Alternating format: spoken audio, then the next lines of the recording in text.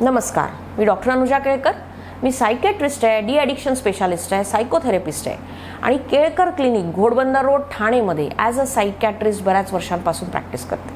बरेचदा असे प्रश्न लोकांचे असतात की आम्हाला खूप भीती वाटते, आम्हाला ट्रॅव्हल करायची भीती वाटते, गर्दीची भीती वाटते, आम्हाला लिफ्टची भीती वाटते, आम्हाला एकटं ट्रॅव्हल करायची भीती वाटते किंवा ट्रेनची भीती वाटते, लोकल्समध्ये गर्दीमध्ये भीती वाटते, विमानांमध्ये भीती वाटते.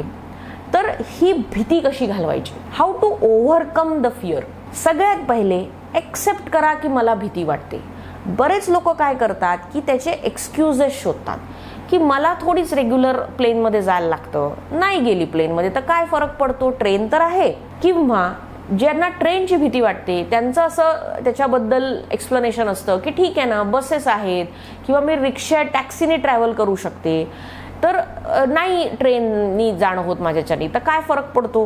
किंवा लिफ्टची ज्यांना भीती आहे तर त्यांचं असं म्हणणं असतं की नाही, स्टेअरकेस आहे, लिफ्टची मला काही गरज नाही, मी काही जरुरी नाही आहे की लिफ्टच वापरायला पाहिजे. तर असं आपण एक्सक्यूजेस न शोधता accept your fear, face your fear की येस मला वाटते भीती, मला आहे प्रॉब्लेम. आणि जेव्हा तुम्ही हे एक्सेप्ट कराल तेव्हा तुम्ही त्याच्याबद्दल विचार कराल, त्याचे सोल्युशन शोधायचा प्रयत्न कराल. दुसरं म्हणजे की analyse or get to the roots of your fear. म्हणजे कुठून सुरू झाली ही भीती, मला काय त्याचे रूट्स होते याचा विचार करा. तिसरं आहे thinking about the incident and reframing it. म्हणजे फॉर एक्झाम्पल, जर मी लिफ्टमध्ये आहे, लिफ्ट बंद पडली आहे आणि तेव्हापासून मग मला त्या लिफ्टची भीती वाटली, तर असा विचार करा की ठीक आहे, झालं असं माझ्याबरोबर आणि हे त्यावेळेस झालं म्हणून परत होईल असं काही नाही आहे. तर असा विचार करा, reframe your thoughts, think about the incidence, logically thinking of the incidence. म्हणजे असं झालं तेव्हा मी एकटी होती म्हणून मी घाबरली, पण त्याच्यात घाबरण्यामध्ये काही लॉजिक नाही आहे, हे खूप इलॉजिकल आहे. लिफ्टमध्ये काय घाबरायचं आहे? साधी लिफ्ट आहे ती, जी मशीन आहे, ओपन होणार आहे, एका लेवलला जाऊन ओपन होणार आहे, बंद जरी झाली तरी आतमध्ये फोन्स आहे, मी कॉन्टॅक्ट करू शकते आणि फॅन आहे त्यामुळे व्हेंटिलेशन आहे, तर घाबरायचं काहीच कारण नाही आहे. असं लॉजिकल थिंकिंग करा त्या इन्सिडन्सबद्दल. Not jump to the conclusions. नेहमी कन्क्ल्युजन्सवर जम्प करू नका.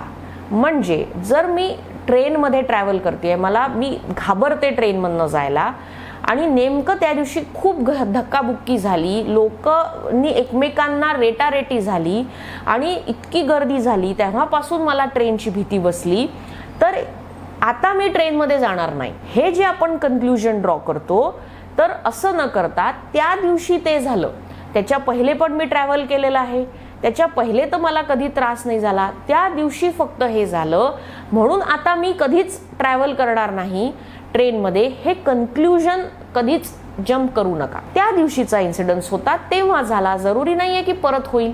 याच बरोबर नेहमी विचार करा की मी पुढे स्वतःला शांत ठेवून कसं सगळं व्यवस्थित स्वतःला स्टेबल करून तो इन्सिडन्स परत एक्सपिरियन्स केला तरी मला प्रॉब्लेम होणार नाही. याचबरोबर ब्रीदिंग टेक्निक्स आहेत की तुम्ही ब्रीदिंग करू शकता त्यावेळेला की तुम्हाला भीती वाटते आहे तेव्हा तुम्ही श्वास आत घेऊन तो होल्ड करून मग रिलीज करणं. इमॅजिनेशन टेक्निक्स म्हणजे तो जो इन्सिडन्स आहे, जो झाला, जेव्हापासून तुम्हाला हा प्रॉब्लेम सुरू झाला, तो इमॅजिन करणं आणि त्याद्वारे आपलं फिअर कमी करणं. याचबरोबर रिलॅक्सेशन टेक्निक्स म्हणजे स्वतःला रिलॅक्स करणं, स्वतः एकदम कंट्रोल्ड एन्व्हायरमेंटमध्ये आहे, काहीही प्रॉब्लेम नाही आहे, हे स्वतःला फील करून देणं, याला रिलॅक्सेशन टेक्निक्स म्हणतात. तर हे काही पॉईंट्स आहे जे करून तुम्ही तुमच्या फिअरला ओव्हरकम करू शकता. मेंटल हेल्थ रिलेटेड व्हिडिओज अजून पाहायचे असतील तर आमचं यूट्यूब चॅनल सबस्क्राईब करा, जेणेकरून मॅक्सिमम लोकांपर्यंत तुमच्यापर्यंत व्हिडिओज पोहोचतील. धन्यवाद.